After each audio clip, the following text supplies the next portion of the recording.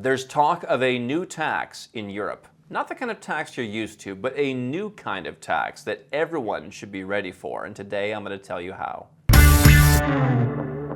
So here's the deal. The European Union, you've got a whole collection of countries. And for the longest time, the rules were, hey, on certain kinds of tax issues that affect everyone, we're going to all get together and we all have to agree. And what you've seen over time is that the European Union has, of course, expanded. It didn't used to be this large. You saw Western countries said, hey, listen, we'd love Bulgaria to be our widget factory. Bring them in. In some cases, even the countries didn't even meet the criteria to join, but they kind of jammed them in, and that has not always had the best results. And so after trying to jam these countries in, now the European Union has found out that, oh my goodness, some of these countries don't actually want to have never-ending rising taxes. They actually want to be competitive.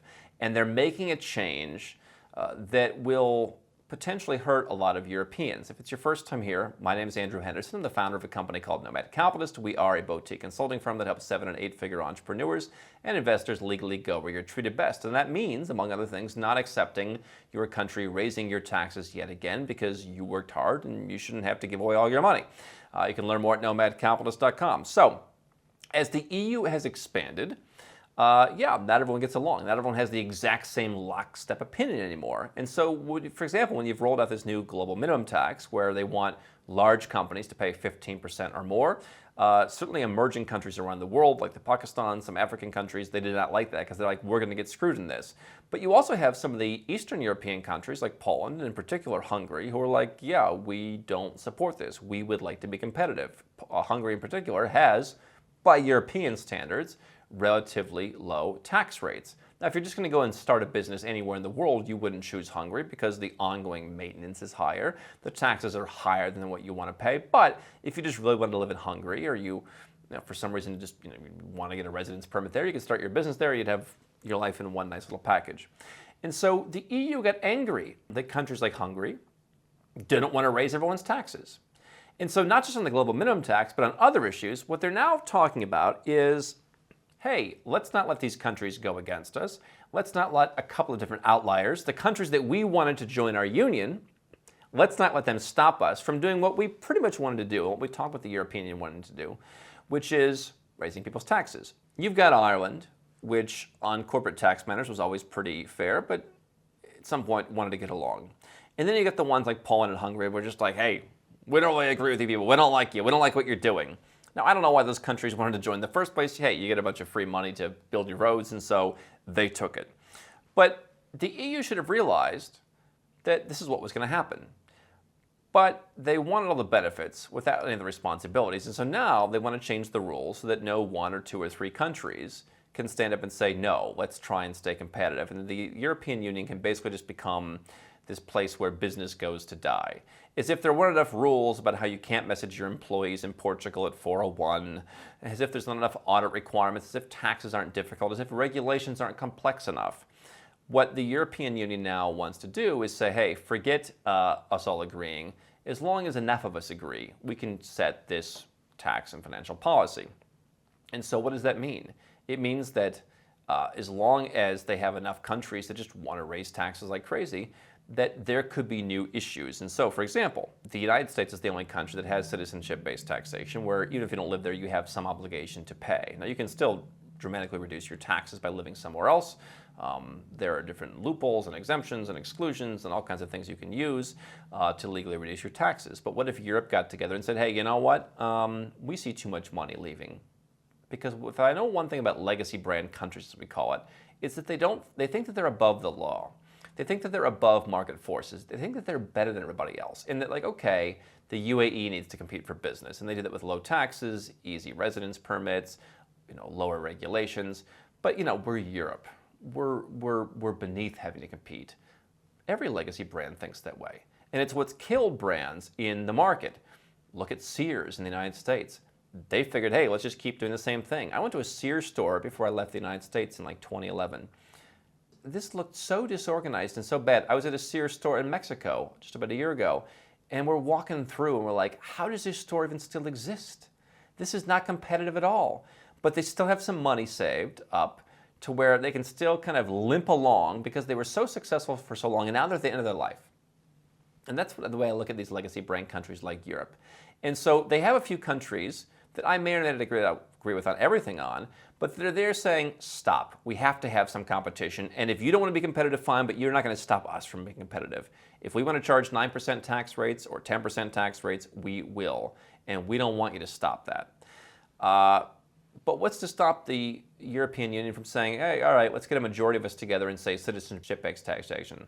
As an individual, if you move to Dubai, if you move to the Cayman Islands, if you move to Vanuatu or whatever, listen, you've got to pay us at least, hey, 15%. What's good for the corporation is good for the person, right? Hey, every European citizen, as part of European values, must pay 15%. Now, my thought on that, what I've said is, if you were to continue living in Europe, maybe there'd be some country that would offer you a tax incentive to move there, and so it'd be better to actually stay living in a different European Union country than actually to moving to a quote-unquote tax haven.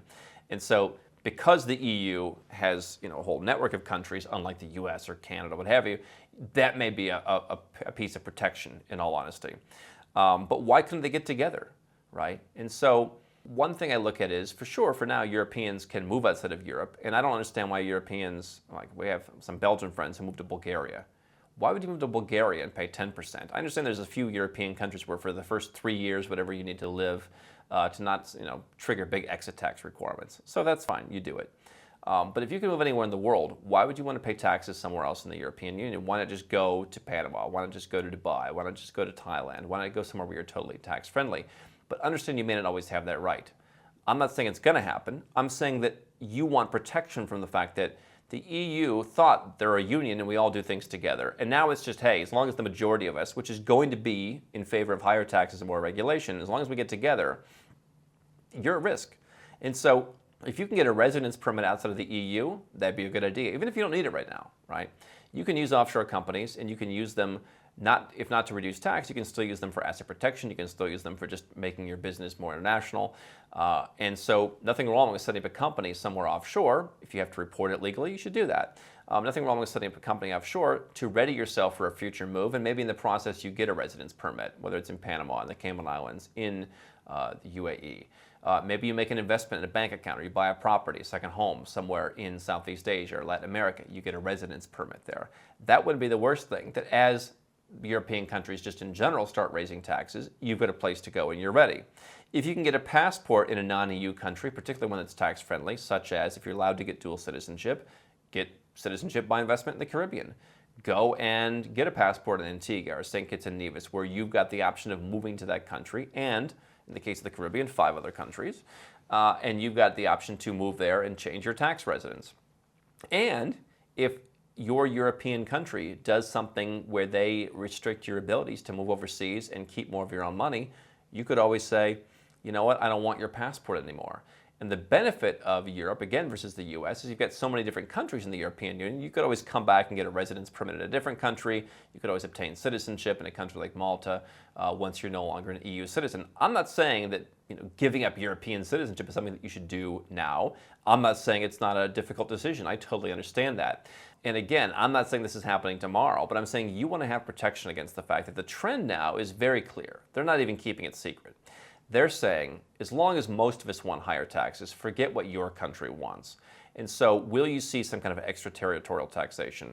Maybe in the future. Will you see some kind of backdoor attempt to do that, like everyone must pay a certain amount?